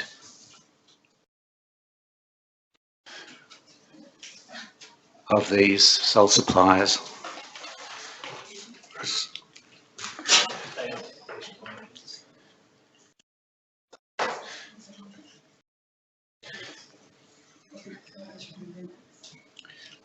(22.6.3), that's correct. Mr. Mayor, the 22.6.3. Yep, I'm familiar with what the section is, Councillor. It's in the standing orders. Councillor, I'm very familiar with the standing orders. Okay, it says council shall make a resolution to either release reports to the public or maintain confidentiality over the information, and must do so on each occasion a resolution has been made as a result of consideration of matters in a closed meeting.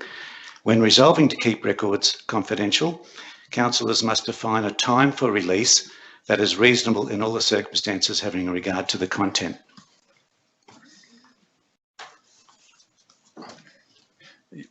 Your conversation is noted, councillor. Your proposed amendments on the table. It is disappointing, councillor, that you didn't raise this previously, but that's noted. Understand that we need to firstly consider the implications, now that you've raised that, of the timeliness of the timing of release of that report, which is why everyone's just going back through the content of the report.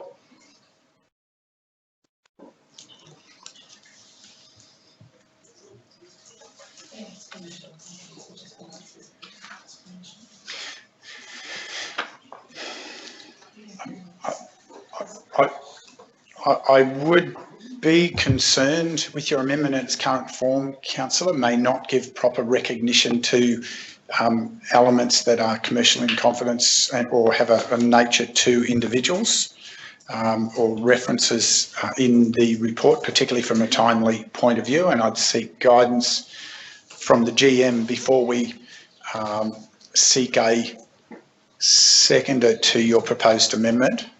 Not disputing the intent, councillor, just seeking the clarity.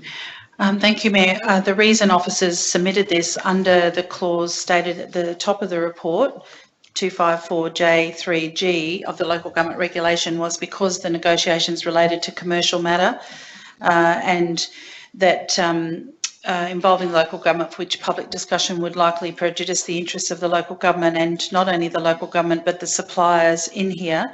There are some costings that are commercial in confidence provided within this report, and in good faith we have provided those to councillors for completeness, but I would need to understand the implications of those privately negotiated fees contained in relation to particularly one of the suppliers, as to whether or not that has a commercial impact for that business.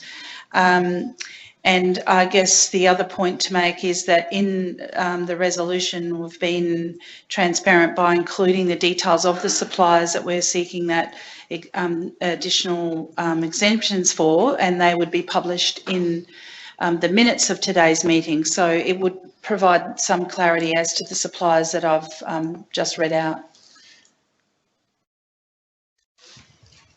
So, I'm just, yeah. Yep. So further to your proposed amendment, councillor, which I can't quite get the wording visible because of the mechanism of our screen.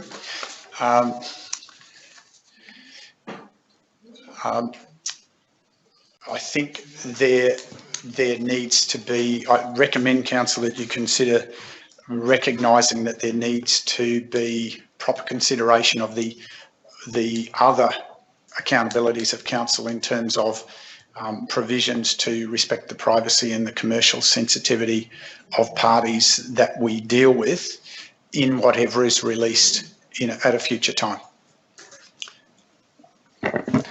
Mr. Mayor, that's why I've said I've taken that into consideration, and that's why I've said that after the appointments are made, all those commercial in confidence negotiations would be concluded, and the people are then working for the council. Sorry, councillor. Councillor, can I just clarify the point? No, you've interrupted me, Mr. Mayor, sorry. And I wanted to just, conclude what I was saying. My point is that the negotiations will be well and truly over, and I believe that I can't see personally that there are anything commercial in confidence after the negotiations have concluded. And I think in the public interest it'd be worthwhile, in the interest of being open and honest always in our customer charter, you know, that we should make this available to the public. That, you know, what harm does it do, and what is there to be afraid of? Well, Councillor, it's not about being afraid of. If I can now clarify the point that I heard from the GM, this is not about just the sensitivity of the dealing with council. It's the commercial sensitivity of this person or individual or entity in their dealings in other forums, and the visibility of what they may have negotiated with us when they're going into other commercial dealings. That information was provided here in the confidential meeting process, because that gave protection of that sensitivity, and they have asked for that to be respected for their privacy and their ongoing commercial practices with other entities. That is my point, Councillor. Yeah, just a point of clarification, Mr. Mayor. Has that specifically been requested from these suppliers? Ask the General Manager. I can't answer that, as I'm not a part of that negotiation team, but I can think that under normal business practices, when someone is negotiating a fee for service based on our requirements and the quotes that they have given us, and there are several, councillors will understand, was transparent, including the outline of revenue and expenses associated with this event. And not only did I include details of the 3 providers that are subject to the recommendation, there are other fees associated with other performers based in and around the Eat Local Week event that are also contained in this document. And had I known that this question was coming, had I had notice of it, I would have been able to, deal with those commercial sensitivities. But I think out of respect for the dealings that we have done backwards and forwards with the many providers that are listed here in this budget section, there would be a professional integrity expectation that council would maintain those details between the 2 negotiators and not make that public, without their approval, express written approval, I would have thought.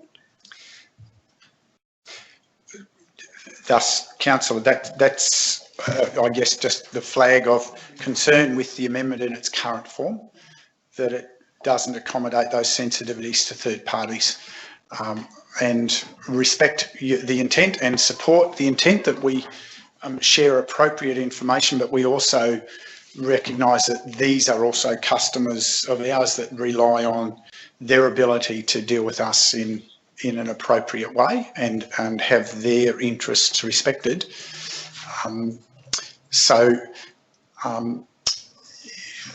You've tabled an amendment at a particular form of words. I guess I've indicated, and perhaps the GM's indicated, is there any appetite to acknowledge those constraints within the consideration of your amendment?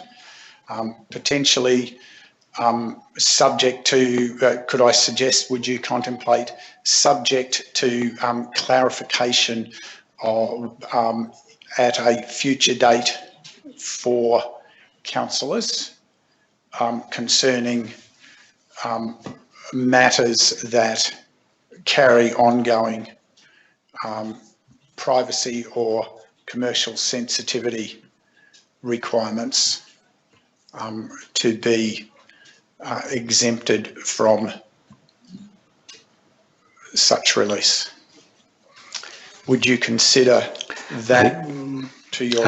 Yes, Mr. Mayor, I would consider that, but just add at the end, and that this matter again be considered at the next meeting of council. Sorry, at which matter, councillor? This matter that you're going to, the clarification that you talked about, I just want that clarification, brought back for consideration at a defined point in time. So I can bring that back to... Sorry, your councillor, I just need to... We're still working on the wording of the amendment here. I think, councillor, you're not saying that we've got to defer the consideration of the original motion. You're asking that the resolution of the content of the amendment is addressed at the next council meeting. Yeah, that's Is there subject to the clarification. I mean, if we can't do it now, I could make it lower on the table, but you know, we want to finish this meeting. But so otherwise, I'm just saying, well, let's do the clarification and bring it back to the next meeting. So for the first part of that amendment, may I ask a question, Mayor?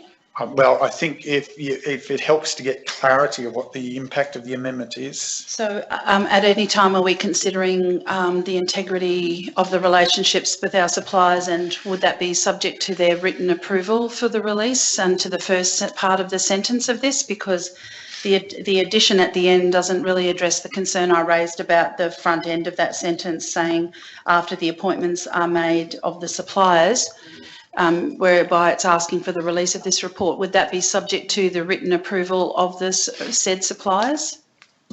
Well, I can answer that. I would expect that it's subject to the clarification. You would bring that to us for consideration. So the concern for the next meeting. The concern is, Councillor, that may not be possible in the time frame.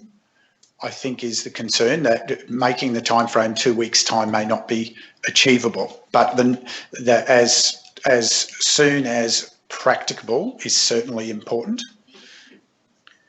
Now, this is only about the report. This is not about the appointment of anybody. This is only about the future release of the report. So the time frame can be 1 meeting away, or it can be 2 meetings away. I don't really mind, but you just bring the clarification back to us as to whether this report can be released. So, but Councillor, that may not be achievable by the next meeting. Well, at the next or a subsequent meeting. Yes, thank you. I think that's the point. So now, just for clarity, just waiting whilst we're.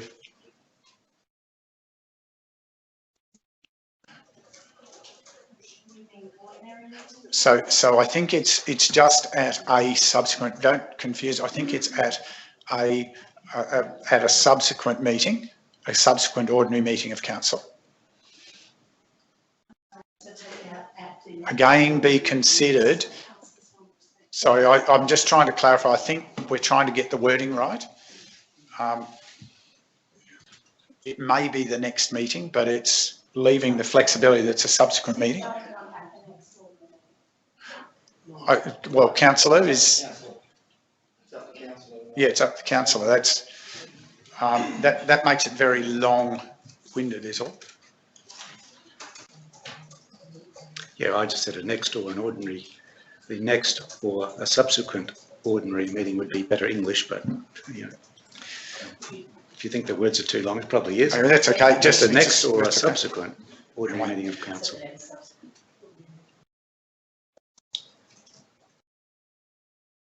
Yeah, that's words fine. Does that provide clarity of direction for this amendment is going to have administrative impact for officers? Does that address the concerns or provide enough clarity for action? I'll be honest with you, Mayor, I'm still slightly confused. I can see a few question marks above the heads of others in the room.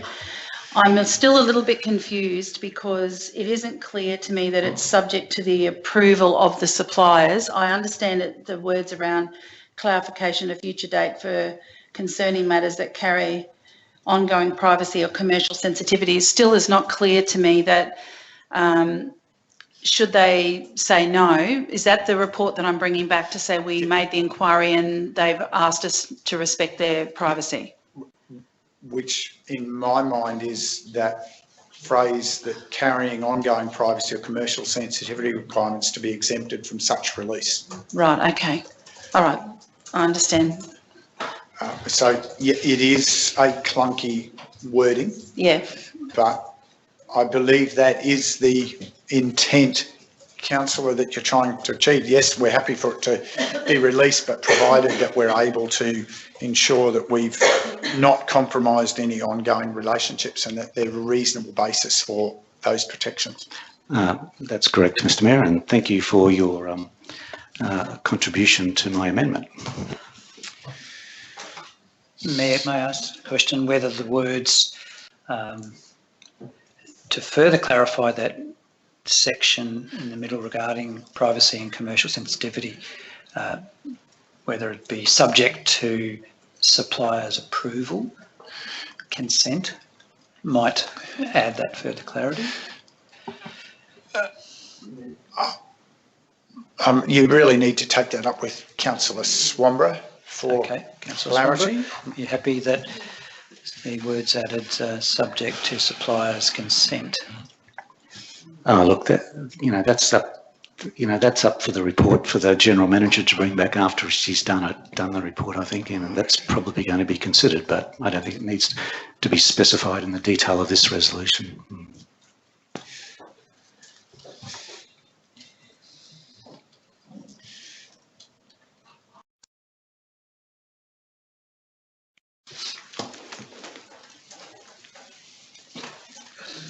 Any other?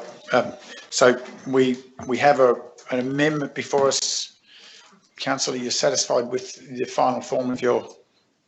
I'm satisfied with that, Mr. Mayor. Seek a seconder. Councillor McConnell.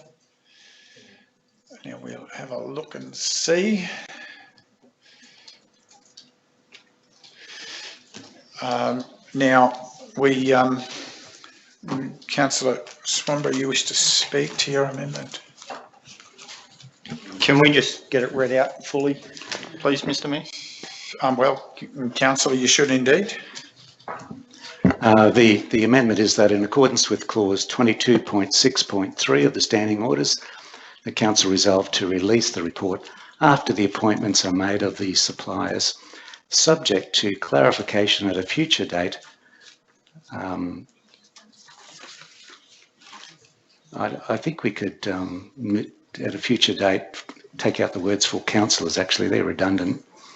At a future date, concerning matters that carry ongoing privacy or commercial sensitivity requirements, to be exempted from such release, and that this matter again be considered at the next or a subsequent ordinary meeting of council.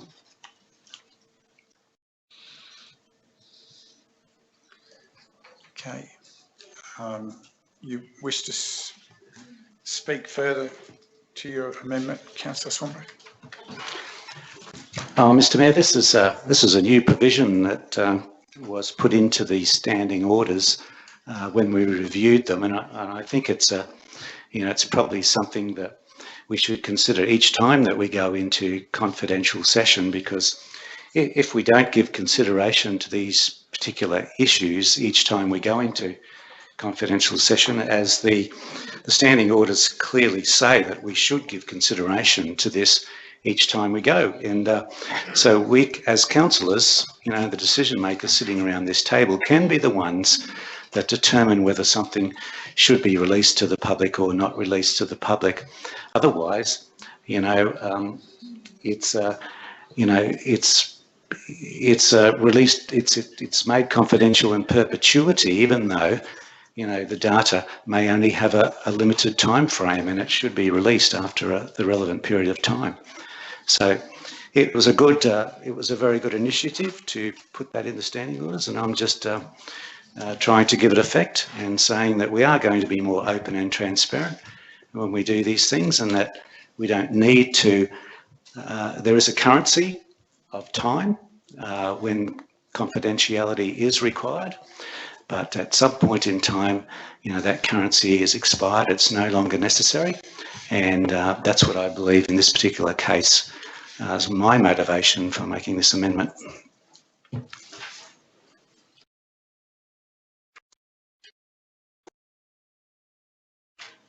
Councillors, any wish to speak against? Yes, Mayor, I would like to speak against this amendment. I have great concerns with this because it's about potentially destroying relationships with partners in presenting this signature event. The majority of the revenue from this is not from council ratepayer funds. It has come from external funding, in this instance bushfire funding that has come from external sources. The expenses provided through a number of suppliers who we have developed a relationship to, and I think to the points that have been raised, to jeopardise the commercial in confidence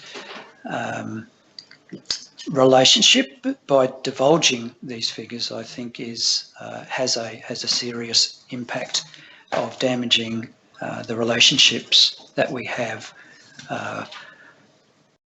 with these partners in this program, and I think this is a very poor exercise, hanging off the coat strings of providing visibility of expenses, and in this particular instance highlights the risks that are associated with providing public access to what is people's private business. So I'm not supporting it at all.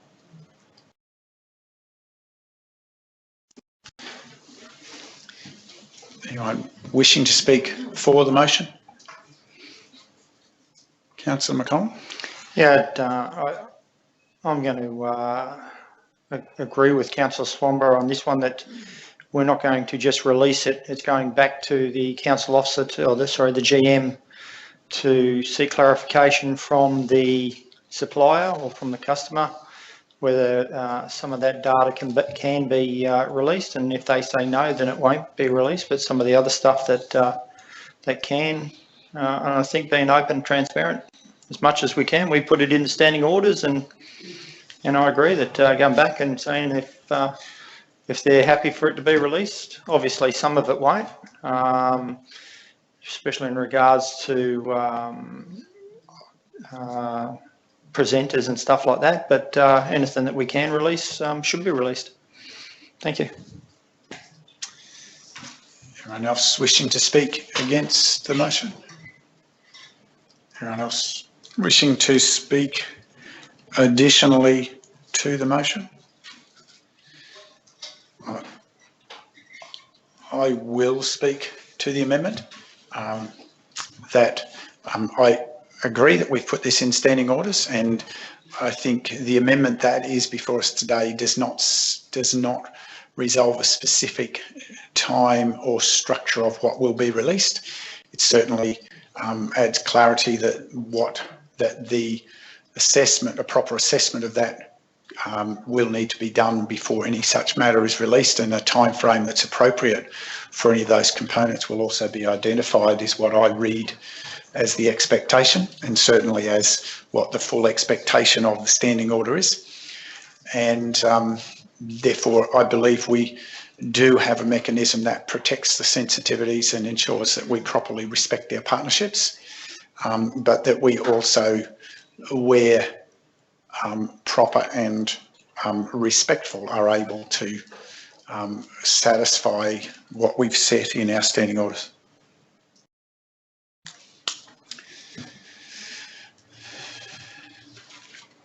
Any further desire to comment? If not, Councillor Swanborough, you wish to close this discussion on the amendment? No, Mr Mayor, everything's been said, I think. Okay, those in favour of the amendment? Those against? The amendment is carried.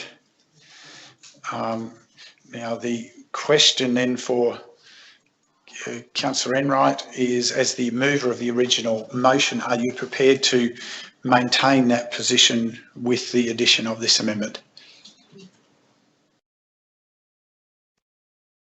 Yes, I will respect the outcomes of the chamber. Thank you, Councillor. Would you wish to then speak further at all to your original, the original motion and or the complete motion? No, thanks, Mayor. I think I'll let this one go. Thank you, Councillor. Any additional? Anyone without a speaker for anyone wishing to seek leave to speak to the motion? If not, we put the motion, including the amendment. Those in favour? That's carried unanimously. Thank you, councillors. That brings me to the close of today's agenda.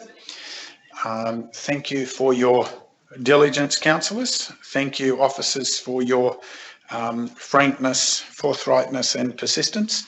And thank you to the gallery for joining us. We bid you good day, and we shall talk with you again soon, I'm sure.